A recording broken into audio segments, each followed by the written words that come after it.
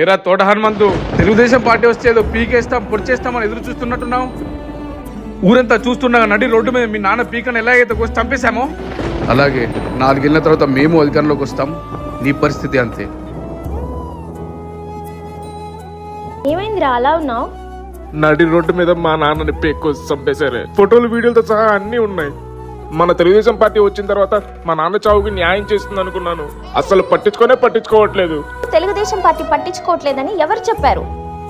చంద్రయ్య గారు చనిపోయినప్పుడు బాబు గారు వచ్చి సొంత తమ్ముడులా ఆయన పాడమోశారు. అలాంటి తమ్ముడికి అన్యాయం జరిగితే అన్న ఊరుకుంటాడా? ఆల్రెడీ చంద్రయ్య గారి కేసుని సిబిఐకి అప్పగించారు. పిచ్చి కుక్కల్లాగా నడి రోడ్డు మధ్యలో పీకకొసిన ప్రతి ఒక్కరికి ఖచ్చితంగా శిక్ష పడుతుంది.